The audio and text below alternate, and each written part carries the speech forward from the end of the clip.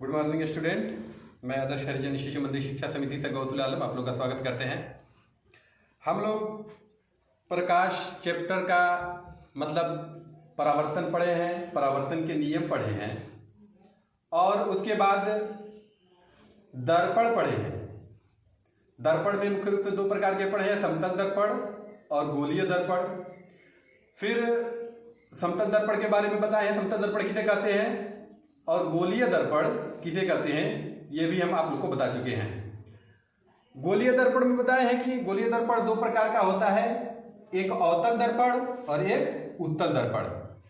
इस दर्पण को अवतल दर्पण कहते हैं क्योंकि इसका अवतल पृष्ठ परावर्तक पृष्ठ बन रहा है, और इस वाले दर्पण को उत्तल दर्पण कहते हैं क्योंकि उसका उत्तल पृष्ठ उभरा हुआ पृष्ठ परावर्तक पृष्ठ बन रहा है।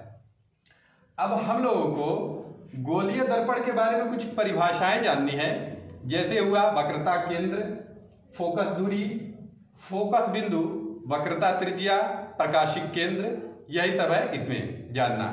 तो चलिए हम आप लोग को बता रहे हैं कि वक्रता केंद्र किसे कहते हैं और वक्रता त्रिज्या किसे कहते हैं। इसको अंग्रेजी में centre of curvature and radius of curvature कहा जाता है।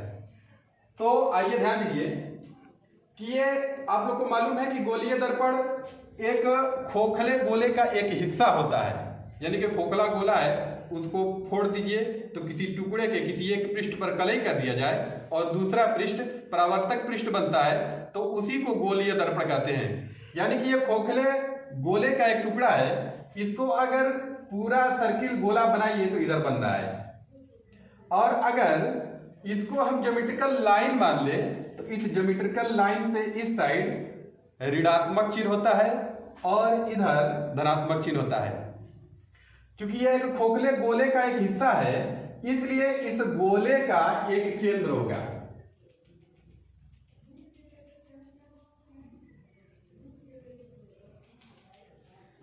ये पूरा गोला हो गया, अब इसका एक केंद्र होगा। ये जो केंद्र है पूरे गोले के लिए तो सेंटर कहा जाता है, लेकिन इस इतने से टुकड़े के लिए सेंटर ऑफ कर्वेचर कहा जाएगा, यानी कि वक्रता केंद्र। और इस पृष्ठ से इस सेंटर ऑफ कर्वेचर के बीच की जो दूरी होता है उसी को वक्रता त्रिज्या कहा जाता है। अब वक्रता त्रिज्या और इस वाले पॉइंट को जो मिरर का मध्य बिंदु होता है उसको प्रकाशिक केंद्र कहा जाता है।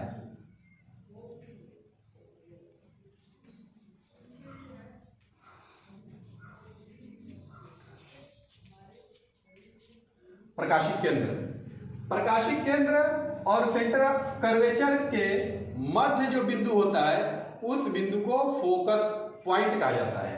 जैसे ये है, ये फोकस पॉइंट,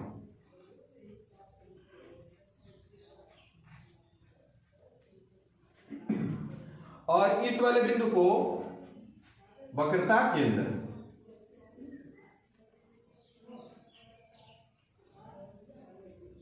वक्रता केंद्र कहा जाता है।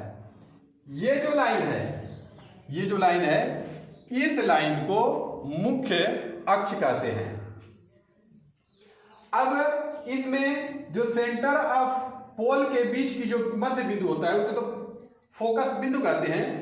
इसकी परिभाषा यह होती है कि जब मुख्य अक्ष के समांतर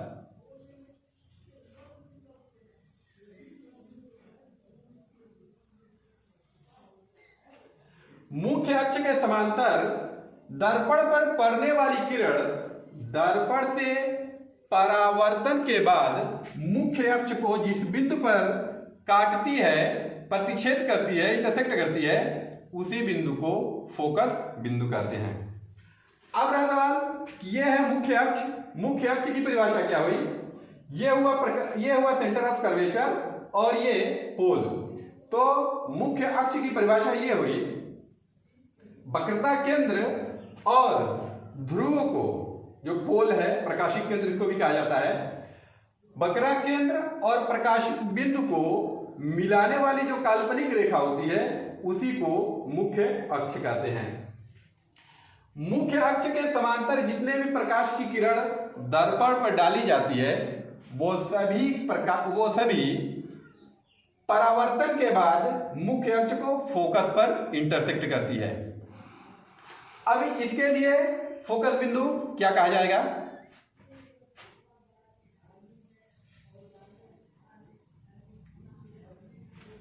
दूसरी बात स्टूडेंट्स, ये बात ध्यान में रखा जाता है कि कभी भी ऑप्टिक्स में यानी कि प्रकाश में, लाइट चैप्टर में कोई भी प्रकाश की किरण बाएं साइड से लेंस हो या दर्पण हो डाला जाता है। यानी कि ऑब्जेक्ट को दर्पण के हमेशा बाएं साइड रखा जाता है और इसीलिए हर कंडीशन में ऑब्जेक्ट की दूरी ऋणात्मक होती है, क्योंकि ये मूल बिंदु मान लिया जाए तो इस मूल बिंदु से इधर सब कुछ ऋणात्मक होता है और इधर धनात्मक होता है। तो इसलिए इस मूल बिंदु से हमेशा बाएं साइड ऑब्जेक्ट को रखा जाता है, इस मूल बिंदु से, इसलिए ऑब्जेक्ट हमेशा ऋणात्मक होता है। अब इसमें देखा जाए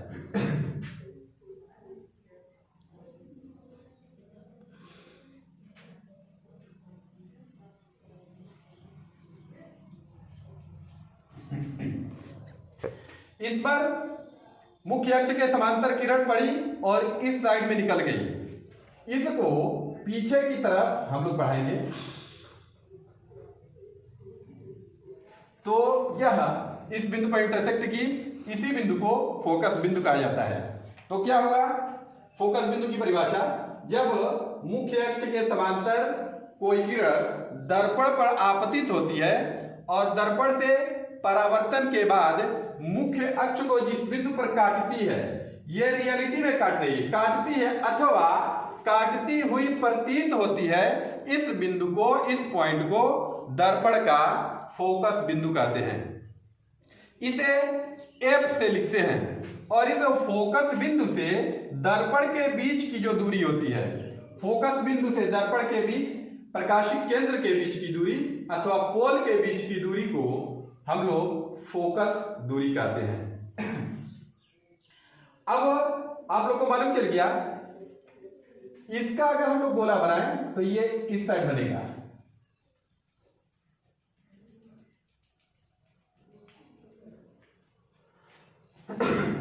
इसमें देखिए, इसमें गोला मूल बिंदु से बाएं साइड बन रहा है और मूल बिंदु से बाएं साइड सब कुछ ऋणात्मक होता है, तो इसलिए इसमें फोकस बिंदु, फोकस दूरी, वक्रता केंद्र और वक्रता त्रिज्या सब ऋणात्मक होगा।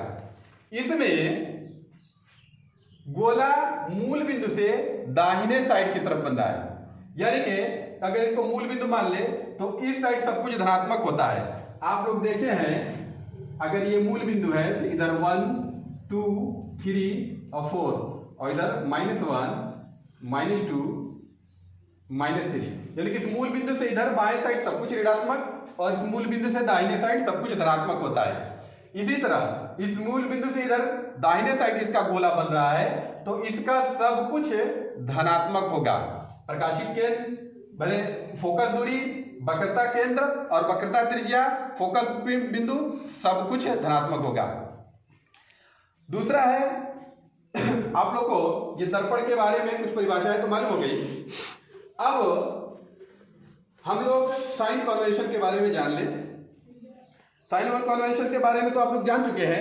इसमें आप देख लीजिए, इस मुख्य अक्ष से जो कुछ भी ऊपर होता है, अगर